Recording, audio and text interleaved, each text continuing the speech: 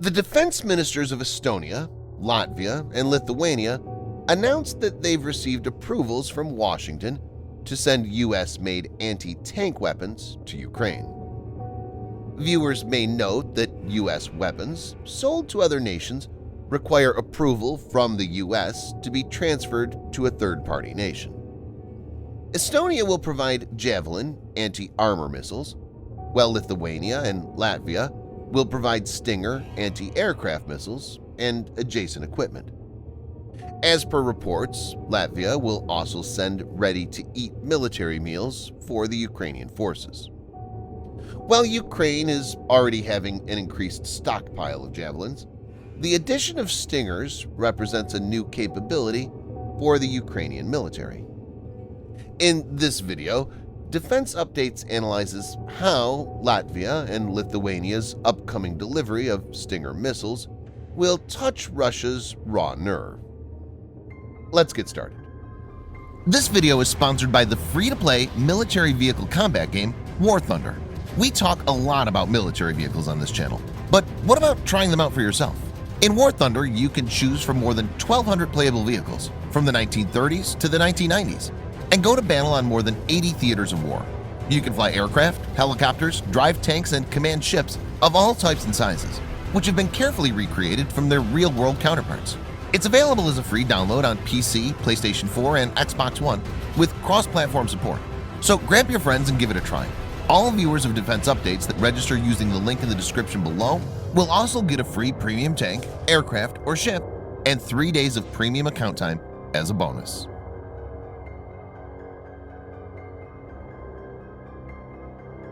The three nations have decided to do their bit and help Ukraine defend itself against a potential Russian invasion.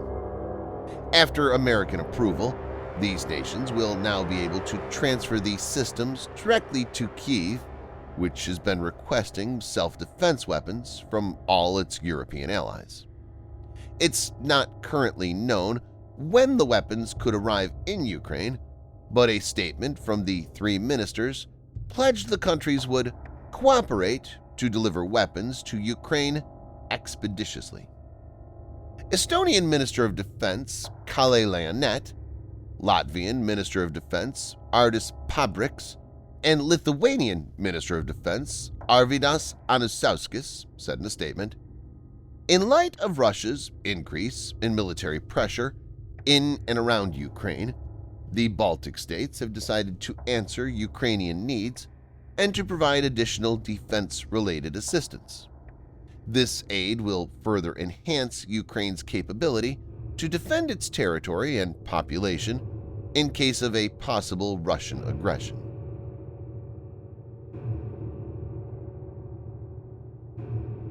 The FIM-92 Stinger is a man-portable air defense system, MANPADS, that operates as an infrared homing surface-to-air missile, SAM. It's been adapted to fire from a wide variety of ground vehicles and helicopters, air-to-air Stinger. Developed in the United States, it entered service in 1981 and is used by the militaries of the United States and 29 other countries.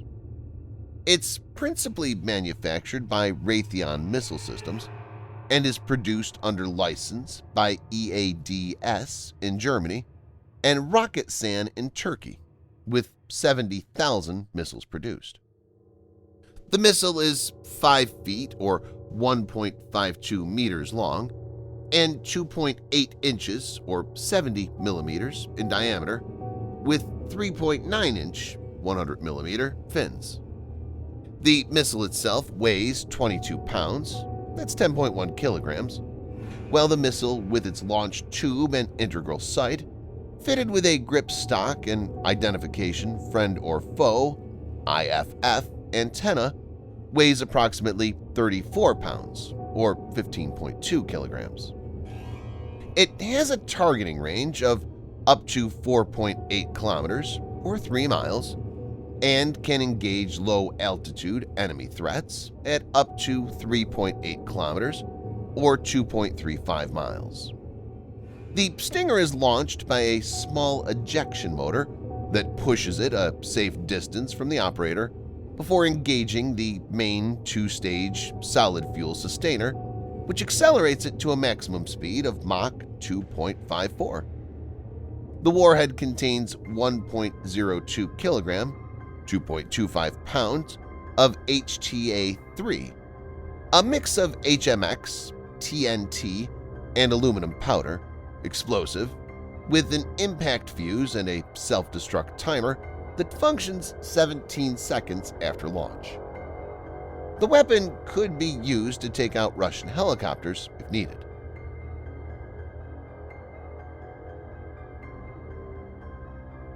In late 1985, several groups, such as Free the Eagle, began arguing that the CIA was not doing enough to support the Mujahideen in the Soviet-Afghan War. Michael Pillsbury, Vincent Canestraro, and others put enormous bureaucratic pressure on the CIA to provide the Stinger to the rebels.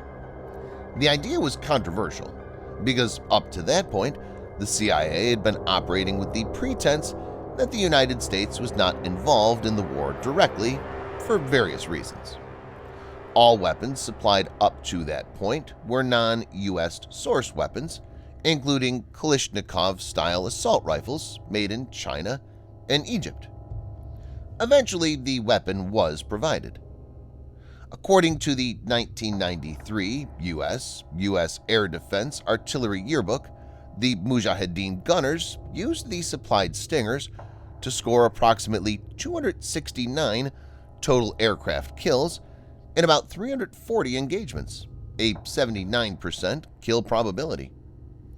While the extent of the impact of the Stinger on the outcome of the war is contested, there is no doubt it created massive pressure on the Soviet leadership because it increased losses in both men and material after its introduction.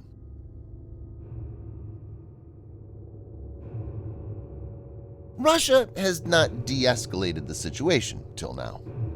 A few days ago, UK Prime Minister Boris Johnson said, "The intelligence is very clear that there are 60 Russian battle groups on the borders of Ukraine, about a third of the total available numbers. In addition to the regular Russian troops, there are thought to be about 15,000 Russian separatists in Ukraine's Luhansk and Donetsk regions.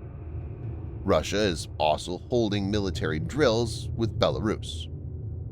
It's not hard to imagine that an invasion could be launched at any moment.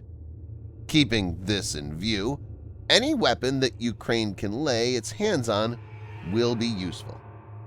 It'll be icing on the cake if the weapon is a Stinger because of its historical backdrop." Thanks for watching. Subscribe for more videos like this. Hit the like button if you find the video interesting, and kindly provide your feedback in the comment section. This will help us improve.